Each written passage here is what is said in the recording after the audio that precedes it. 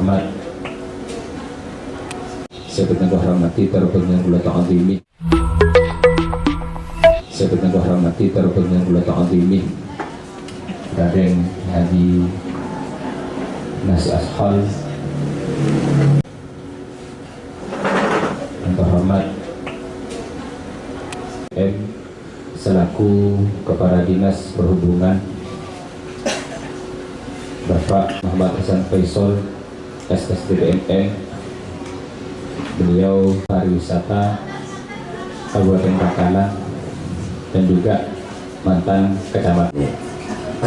Saya juga dulu pernah secara ekonomi ya, saya waktu Pelabuhan Kamal ini menjadi salah satu pelabuhan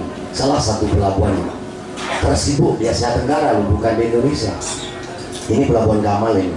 Jadi saya dulu pernah jadi kondektur, saya pernah jadi kernet, angkutan umum, taksi, dan saya mangkal di pelabuhan ini yang timur ini, Pelabuhan Kamal Timur di situ ya. Saya mencari sambil meloncat ke kapal di situ ya, untuk mencari penumpang di dalam kapal. Jadi secara ekonomi saya pernah menjadi pelaku ekonomi di Kecamatan Kamal ini.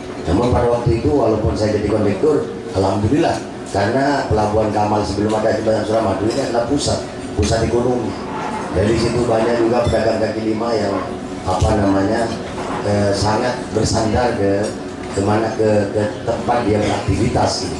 Namun setelah ada Jembatan Suramadu ini turunnya luar biasa drastis. Dari dulu itu ada kalau tidak salah 15.000 penumpang ya, yang lalu lalang antara Perak dengan Kamal. Kalau sekarang nggak lebih dari sini. Dan ini kalau kita menginginkan bagaimana Kamal ini menjadi sebuah tempat pemulihan ekonomi yang baru, maka pertama ini ada dari eksekutif ya, Bapak Bupati Bangkalan yang harus menjadi pencetus awal. Kita anggota DPR RI ini selama itu ada dana sharing ya, dari pemerintah kabupaten kita akan membantu. Namun kalau goodwill pemerintah kabupaten tidak ada, maka kita pun kesulitan. Kalau kita mendapatkan dana dari pusat, tapi mohon maaf, pemerintah kabupaten tidak menyiapkan pertama lahan, DD dan lain-lainnya, studi gaya dan lain-lainnya, kita tidak bisa. Karena ini bukan kewenangan kita, bukan kewenangan pemerintah pusat. Namun kalau memang ada goodwill dari pemerintah kabupaten, seumpama bupati seperti yang pernah saya dengar dulu pada waktu zaman Ramumun, kalau di Kamal ini dijadikan tempat wisata bahari, kita siap untuk mendukung langkah bupati itu. Dan saya tadi bisik-bisik, ini ada kepala dinas perhubungannya, ada kepala dinas pariwisatanya, lengkap terkait dengan Pelabuhan Kamal dan sekitarnya. Ini kepala dinas perhubungan, ada kepala dinas pariwisata. Maka yang paling poin pentingnya adalah bagaimana kawasan Kamal ini dijadikan tempat wisata, sehingga nantinya tumbuh perekonomian baru mulai dari Kamal, kalau bisa sampai ke Griabadi. Jadi kalau di sini jadi pusat wisata, maka sampai ke Griabadi, ke terminal di depan Griabadi itu akan tumbuh dan berkembang UMKM baru, kira-kira begitu. Makanya saya inginkan Bapak Bupati Bangkalan beserta aparatnya ini proaktif, karena sisanya tinggal sisa anggaran 3 kali, 2021, 2022, 2023. Sesuai tagline Pak Bupati ingin mensejahterakan masyarakat Bangkalan, di mana Kamal itu masuk di dalam wilayah Bangkalan, maka itu harus menjadi sebuah kewajiban. Terus yang kedua, ekonomi dan budaya ini penting, karena budaya ini tidak boleh luntur. Ini adalah sejarah ya, merupakan tradisi dari nenek moyang kita, yang menurut saya sampai detik ini Madura ini, khususnya Madura dan Bangkalan ini tidak ada yang namanya sesuatu malapetaka, angin topan yang sampai mohon maaf menimbulkan korban, tidak ada. Itu karena budaya kita, ada para ulama, para kiai yang mentradisikan selalu bersolawat, berzikir. Ini menurut teman-teman saya anggota DPR RI sekarang setelah wabah corona dan ada persoalan-persoalan politik di nasional, semuanya banyak yang datang ke Madura, banyak yang datang ke Batu Ampar kita. Makanya dari itu yang penting, tradisi yang paling harus dibangun adalah Solo Lempung itu. Kita harus saling melengkapi. Biar ingat Solo Lempung itu Pak Sapi kan gitu. Jadi di mana ingat. Jadi harus Solo Lempung gitu. Tidak bisa Pak Sapi, tidak bisa Pak Bupati, tidak bisa Ran Masik, tidak bisa Saudara Arif dan Saudara Faisal, Saudara Sapi. Walaupun Saudara Sapi pintar, tidak dibantu oleh orang lain, tidak bisa. Dari itu Songo-Songo Lempung ini adalah penting bagi kita karena ini tradisi warisan nenek moyang kita yang paling bagus menurut saya.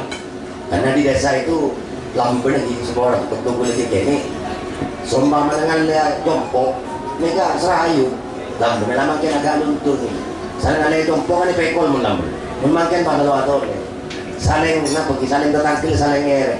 Nah itu yang penting menurut saya. Terus yang terakhir, karena ini agak dibatasi ya, lebih baik kita dialog aja nanti. Harapan saya ke depan kita harus tetap bersatu. Serta para hadirin yang saya hormati dan saya muliakan, saya langsung saja karena memang berbicara tentang pembangunan itu ya sumbernya pasti berangkat dari seberapa besar anggaran yang